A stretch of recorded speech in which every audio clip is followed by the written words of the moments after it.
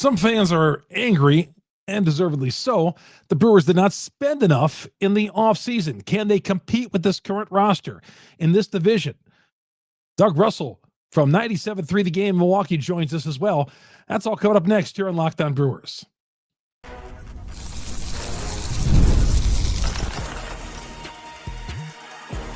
You are Locked On Brewers, your daily Milwaukee Brewers podcast. Part of the Locked On Podcast Network, your team every day. Brewers payroll looks like to be like $99 million, down from approximately 115, 116 a year ago. It's a team that's kind of owned the NL Central in recent years. But with other teams like the Cubs getting better, can the Brewers keep the pace? Good to have you along. Chuck Freeman here on Locked On Brewers, part of Locked On Podcast Network. We are your team every day, longtime sportscaster here in the state of Wisconsin. Our guest today, Doug Russell, another longtime sportscaster in the state of Wisconsin, 97.3 The Game. Russ, it's got the tan going. You could definitely tell you've not been out in Wisconsin the last couple of weeks. No, been in Arizona, hiking up in the Vermilion Cliffs and up in Page and out in Sedona. So I always lose it somewhere over Colorado, I think, when I come back, but I did get some color. It's a little blotchy right now, but it's, it's, what is it, 1 degree out, 1 below or something like that out when we get home. So that was a rude, when I got off the plane this morning, that was a rude entrance back into our beloved home state. But, good to be back. Well, you got your money's worth on the tan. There's no doubt about that. Or some burn too. Yeah, a little bit. Russ, the $1 million question, and you hear it from fans as well. Brewers didn't spend enough money. They didn't patch things up. They lost Adames. They didn't spend any money to replace him. Can this team continue to compete when they keep cutting payroll? Well, I'll answer that with this. Last year, I said, no, there's no way. After they traded Corbin Burns, and I didn't think they got enough back from him, but he wasn't going to come back after free agency anyway. There's just no way. And I thought that the Cardinals would be a little bit better than they were. Cardinals were terrible last year. I thought the Cubs, at least with a better manager, might be more able to contend, and they really weren't. The Brewers ran away with the division. A number of things happened. Last year, you had Christian Yelich returning to all-star / MVP type form before he hurt his back. You had, Rhys Hoskins came in and had some nice at-bats, but he was also injured a lot last year too. Bryce Terang was a revelation at second base defensively. Willy Adames had a great Willy Adames season. William Contreras had a great William Contreras season. And the pitching was good enough. And then Jackson Chourio, who had some early season, as you would expect from someone who had never stepped foot on a major league diamond before at the age of 20, had some early season hiccups, but you know what? Lo and behold, they stuck with him. They said he's not going to learn anything more at the minor league level. Let's let him get his lumps in the majors. And that turned out to be an incredible decision that was made by Matt Arnold and Pat Murphy and their respective baseball operations staff. So a lot of things went well last year for the Brewers. I didn't think they would be able to compete then. I will never count them out. I think they've got a great manager. I think they've got superior player development. You hope for the best. It's not a very good division still. And I think the Brewers can compete. I hate making predictions this early because usually I'm all doom and gloom, and most of the time I'm wrong. I was probably on your podcast last year singing the same song, and lo and behold, again, they went out, and outside of a bad half inning against the Mets, they had a really, really strong season start to finish, really. And it was fun to watch. It was a great ride to be on last year, and unfortunately just ended a little bit before any of us were ready for it too. Well, there was rumblings, Russ, right around November, that the Brewers were going to stay status quo, except for some of the moves they had to make. Devin Williams, and then of course Willy Adames. And I was like, are they really going to stay status quo? Well, it turned out those rumors were right, and they did stay status quo. I'm just, I mean, for all the reasons, it's anytime we sell or anybody sells the Milwaukee Brewers short, they seem to deliver. But at some point, what happens here? I mean, you're going to continue to build with young guys and all that, and I get it, and they got some young payroll on that, but I just think that they needed to be a little bit of active in that. But what did they do last year? Who was their big free agent splash? Was it Rhys Hoskins? Yeah. That was your guy? 32 million on him, But I mean, sure. But was that the guy that pushed them over the top? Well, he hit the 26 home runs and had a disappointing season. But you're replacing Willy Adames now, the 32 home runs from last year. How do you replace that? And I just look at the hole at third base. When I'm hearing, I don't mean to be gloom and doom like you were saying, but Oliver Dunn and Caleb Durbin over at third base, platooning. I don't know. Yeah, but this is what the Brewers do, right? I mean, they plug it in with young players. Excuse me. They plug in with young players, and they somehow are able to sustain. And I'm not saying that Oliver Dunn and Caleb Durbin are going to be the answers over there at third base. They don't have anybody waiting in the wings. Joey Ortiz obviously move over to shortstop. I wouldn't touch Bryce Terang at second base. He was a Platinum Glove winner, for crying out loud. He was the best defensive player in the league. I know he's a natural shortstop, as is Joey Ortiz, but I moved Joey Ortiz over. It's a smaller position than they had that they've ever had. Andrew Monasterio probably will get some at bats over there as well, but yeah, it's a position of need for them. But I mean, this is where Major League Baseball is and has been for a long time with their finances. It's part of the game. If you're a Brewers fan, as I'm sure everyone who's listening or watching this can attest to, I mean, it's an uphill climb. You have to get the most out of your players. You have to get some career years out of some guys. You have to get some surprises out of guys. And that's what you hope for. And how long can the Brewers keep William Contreras? That's going to be a hole when he leaves.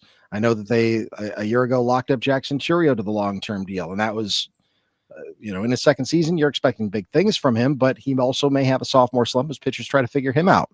So there's no one formula. You're fortunate if you're a Brewers fan that you're in a bad division, top to bottom. It's not very good. That gives you a better opportunity to win some games and get back to October, whereas we've seen anything can happen. But I'm not surprised by anything that happened this offseason, whether it was Adames leaving or whether it was the trade of Devin Williams, because then you just restock, you get an extra draft pick, and the Brewers, by and large, have drafted pretty well over the last several years too. Russ, what do you say to the guy, like last week, Mark Attanasio, Bleacher Report did a little column about the best owners in baseball, and he was 12th out of all the owners. Sure. And fans took to Twitter and like 12th.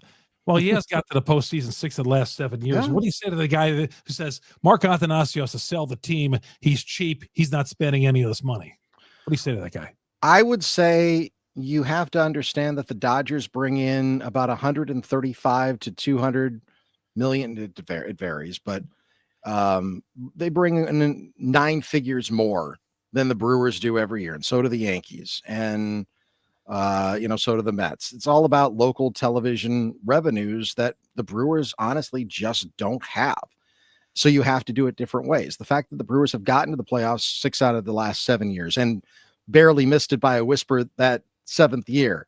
And if you rewind even further than that, they barely missed it in 2017 as well. So you could be looking at 9 straight years of postseason appearances by the Brewers, who went 26 years from 1982 to 2008 without a single one. So the bar has been raised. Yeah, it's easier to get to the playoffs now, but they're also running away with their division the last, 2 out of the last 5 years or something like that. So this is a team that is doing the most that it can with what it has financially. They develop good young players, and unfortunately, just like in the 90s when, Greg Vaughn had a great season, and all right, let's on July 31st, where's he headed to? Where are they going to ship him off to? It's unfortunate. That's baseball. You hope for the best. But to put Mark Attanasio and say that he should sell the team, be careful what you wish for. You might just get it. Yeah. All right, we come back. Doug Russell, 97.3 to game, joining us, longtime covering the Brewers and sportscaster here in the state of Wisconsin. We're going to ask him, some of the nice things that have happened at camp so far. A lot of good news coming out of Phoenix so far. We'll get to that coming up next. Chuck Freeman here on Locked On Brewers.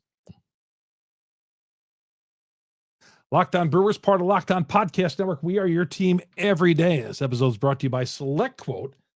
SelectQuote makes it easy to find that perfect insurance policy. As one of America's leading brokers for over 40 years of experience, they've helped over 2 million customers find $700 billion in coverage since 1985. When SelectQuote, what sets them apart is their personal touch. Unlike other brokers that offer a one-size-fits-all policy, their licensed agents tailor the coverage to fit your unique needs. So for good health, You might even qualify for same-day coverage of up to $5 million.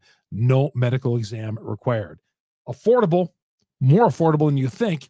Get up to $1 million in coverage for as little as $20 a month. Get the right insurance for you. SelectQuote.com/lockedon. SelectQuote.com/lockedon. You get started today.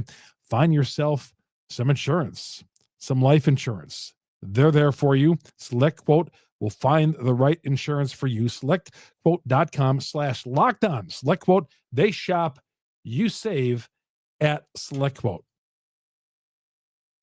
Chuck Freeman, Locked On Brewers, part of Locked On Podcast Network. You get us on Google, Spotify, Apple, wherever you download your podcast. We're on all the podcast platforms. And, of course, our growing YouTube page, search Locked On Brewers. We are there. Doug Russell, 97.3 The Game, joining us here. Yeah, there were some good things that happened. I know we started off with the payroll and all that. It's where you got to start, though, right? Come on. It's of course first week of spring training. Of course, where we're going to start, But I mean, Sal Frelick, I'm encouraged that he put on 25 pounds. I want to see what he does with it now. I've been kicking this around. He played third base in spring training last year. I know we won a Gold Glove. Would you ever move a Gold Glove outfielder to third base if you needed to? Could he become a Gold Glove third baseman? I don't know. I mean, Pat Murphy thinks he could, but I mean, the Brewers winning Gold Gloves, it's a thing that doesn't happen all that often. You know that as well as anyone. I mean, and what was the drought until Carlos Gomez finally broke through and won a Gold Glove? I mean, last year it was, Terang won one. And then, of course, Sal Frelick won one as well. And yeah, I mean, I'm encouraged by that. But again, I mean, when you're looking at, what this Brewers lineup is going to look like, I mean, I think that Garrett Mitchell could be your everyday center fielder. Blake Perkins could have been someone who garnered some serious Gold Glove consideration last year as well. Jackson Chourio is going to be, I think, solidified in right field. I think that when you look at Christian Yelich, he's going to be your designated hitter. But I mean, you still have a kind of a glut in the outfield right now. I love Sal Frelick. I think that he can do a lot of things. I don't know. It's just something to keep an eye on. I know they did it last year. They tried it last year because of the same reason. But I like him better than the other options over at third base. If you were to tell me he played third, I'm looked at when he put on 25 pounds. The Brewers had to tell him, at the end of last year, dude, you hit 2 or 3 home runs. You're batting 257. You need to get. If we're going to play one of the corner spots, you got to put some weight on. Yeah, I also wonder with that extra 25 pounds that he put on, what will that do to his defense in the outfield too? Mm-hmm. So it's a puzzle, right? Because you've got guys that can play out there. Perkins is a great center fielder. Garrett Mitchell, as I mentioned before. You're not moving Chourio. I think you've got more outfielders than you do third baseman, and Sal Frelick could play third. I don't know. I mean, it's if you're going to play anywhere in the major leagues, you've got to be able to physically stand up to the demands of it. And I think that Sal did a marvelous job last year, and it's all just part of trying to become a more well-rounded player. And if you've got that positional versatility that Sal does, it's only going to benefit you. It's only going to benefit the team. Yeah. I'm expecting big things out of Garrett Mitchell. He's my center fielder. He's got to stay healthy. That's the only thing about Garrett Mitchell. He's such a spark plug. He's such, he's got the flair for the dramatic. Mm-hmm. He's got speed to burn. I think he's a really, really good ball player. Just got to stay in the lineup. That's all. I think he'd be a 20 to 30 home run guy. With the speed and the 20 home runs, 30 home runs guy. You got yourself something there in center field. I want left-handed hitter. But you're right. Health is the big deal. How about Yelich? I said yesterday in the podcast, Doug, I said, if we get 20 homers and 300, is that the bar for Yelich right now going into 2025? Yeah, I mean, he shows he can hit. I mean, coming off the we back, saw that last year. But I'm saying coming off the back. Yeah, no, I know what you mean. I don't think that that's unreasonable because, again, we saw that, he's come back from injury before, and he's been written off so many times. After he broke his kneecap, he was not effective in 2020 or 2021, came back, started to get better, had a marvelous season in 2024, and then got injured at the end of the year. It's the same thing we were just talking about with Garrett Mitchell. You just got to stay in the lineup, and especially with the money that is committed and the time that has been committed to Christian Yelich, and he knows it as well as anyone. He is the face of the franchise. He's been the face of the franchise, but he also knows he's got to leave it for Jackson Chourio at some point as well. So I don't think that that's unreasonable because he can hit for power. He can hit for average. He says he's feeling better. He got the back surgery. When he got the back surgery, shortly after the All-Star break, so he could be ready for opening day. He says he's going to be ready for opening day. I'll take him at his word. I don't think he'll ever play in the field ever again in his entire major league career, and I don't think he needs to play in the field. You just need him to, hit between 20 and 30 home runs, somewhere close, between 280 and 300, get on base, have, draw your walks, have an OPS, somewhere. If you can have an OPS somewhere around 800, that's pretty good, and I'll take that, and I think he would too. You don't think he's going to play at all in the outfield? I think he almost has to, because with that back, you want him sitting on the bench for 3 hours? I want him protected as much as possible. Maybe that means a little bit of time over at first base. He doesn't have a great arm. We all know that. He's got decent range. He's been a Gold Glover, but that was a decade ago when he first broke in Miami. I don't know that he gives you a whole lot of pluses in the outfield at this point. I just want him protected. Listen, when you're a designated hitter, you can go into the cage in between at bats and stay loose. I don't need him going out there diving after balls in left field. I don't need that from Christian Yelich.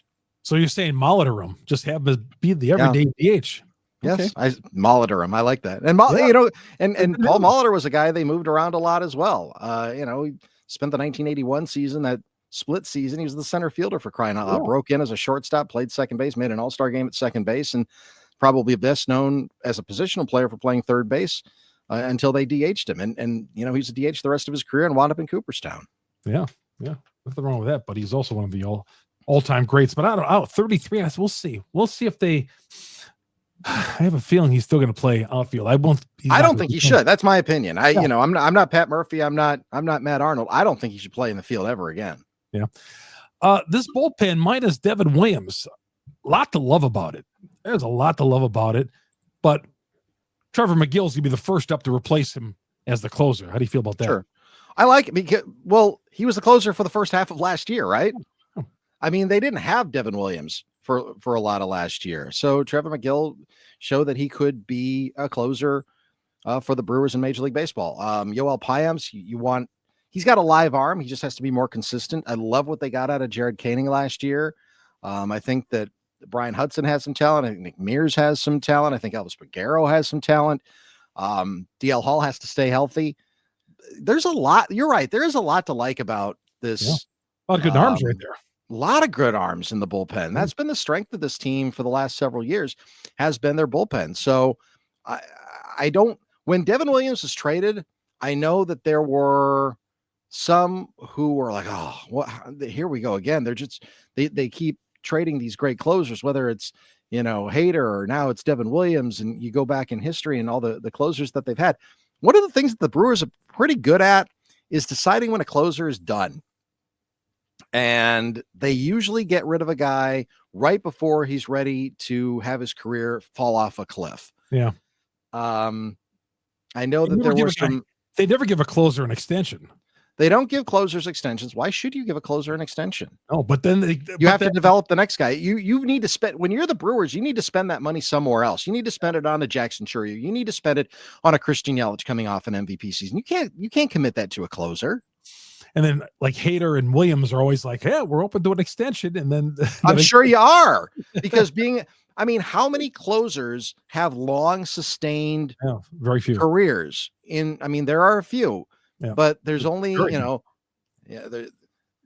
many have like the save, which has been devalued over the years. You've got two guys that have 600 and they're both in Cooperstown.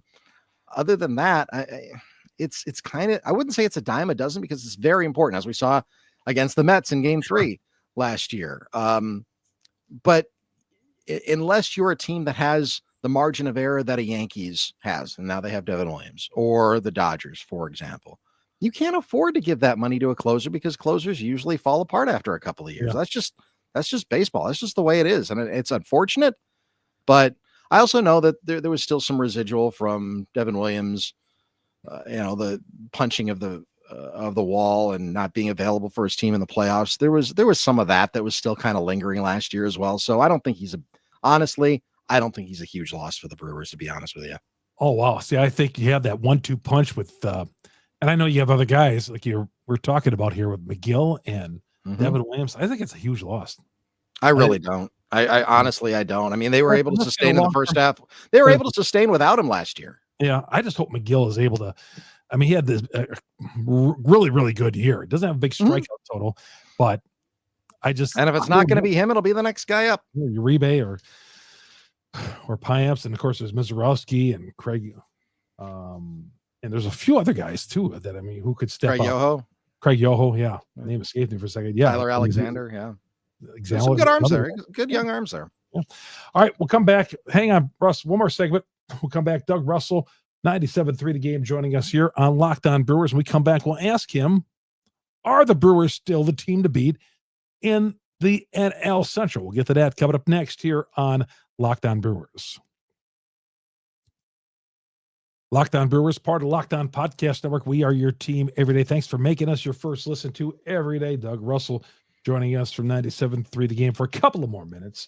Russ, the Brewers, can they do it again this year in the division? I mean, they can. I think that the Cubs have gotten better on the mound. Certainly, they bring in Ryan Presley, Eli Morgan, Matthew Boyd. I mean, these guys are good pitchers, and so Craig Counsell, he loves making those pitching changes, right? But he's got some more quality arms, so it'll be tough. But like I said at the top of the show, I've counted them out before, and I've counted them out the last several years at this time of the year, so I'm not going to do it again. I think the Brewers are a good team. They just have to continue to have the same kind of sustained success and surprise seasons from guys that you're not necessarily thinking are going to have surprise seasons when the season rolls around. But is the winning the division good enough anymore? I mean, the Brewers went through 93 wins last year, and I thought this is the year they're finally going to make a run, and then we know what happens against the Mets. Is it good enough? It's better than the alternative. Better than right? the Pirates. I mean, yeah, it's better than being the Pirates. Sure. If you could tell me that they would throw their chips in the middle of the table and roll the dice and say, and they've done that a couple of times. They did it in 2011 when they knew that Prince Fielder was leaving. They could have traded Willy Adames last year, knowing that he was probably not going to come back to Milwaukee. So I admire the wherewithal and the cojones of the Brewers front office to not try to always play for 2 years down the road. Is winning the division good enough? You'd like to see more October success, but I will take the team that they've had right now, because you're not going to be able to rent a CC Sabathia again, for example. That was maybe a once in a franchise type of thing. If that player was there and you could mortgage some of the future for a better chance at winning a championship, as I like to say, championships are forever, trophies are forever, parades are forever, and I want that parade. I think every Brewers fan does. Would I make that deal, mortgaging the future down the road? Absolutely. I just don't think that that's a possibility at this point right now. Starting rotation, Doug, before we let you go, how do you feel about that? There's not a legit ace among those, but I think it's a real solid five. And right now I got Woodruff on the outside looking in because he's still coming back from the surgery, obviously. I love Woody if he's healthy, right? Freddie Peralta, he was the de facto ace last year, but he was never more than, and I don't know that he'll ever be more than a 3, right? For a good team. I like what Nestor Cortez could possibly bring. He comes in, he's got a lot of experience. Tobias Myers had some good outings last year. Aaron Savali had some really good outings last year. Aaron Ashby's got to stay healthy. I mean, this is a team that doesn't have a lot of star power in the rotation. Unfortunately, they've got a couple of guys that, have been able to sustain. And if you can get through 6 innings, if you can get through even 5 innings in today's Major League Baseball, and then turn it over to I think what is still one of the better bullpens in the National League, you're giving your team a chance and you're giving your offense a chance. Do they have any all-stars in the rotation? Absolutely not. But can they have enough guys that can start games, that can give the offense and the bullpen a puncher's chance? That's, I think, the best hope that the Brewers can have from their rotation. Find them at Twitter at Doug Russell. Really easy. No underscores or anything like that. At Doug Russell. Doug Russell, 97.3 The Game. Russ, I know you're a busy guy. Thanks for taking some time today. Anytime, Chuck. Thanks so much for having me. Doug Russell joining us here on Locked On Brewers. That's going to do it. Thanks for making us your first listen to every day here on Locked On Brewers. For your second listen, go to Locked On MLB. My guy Sully has got all the all the off-season news, spring training news, looking ahead to the season. I'll be coming up there on his show here in a couple of weeks as well, doing some stuff on the Milwaukee Brewers. Chuck Freeman, Locked On Brewers, part of the Locked On Podcast Network. We are your team every day.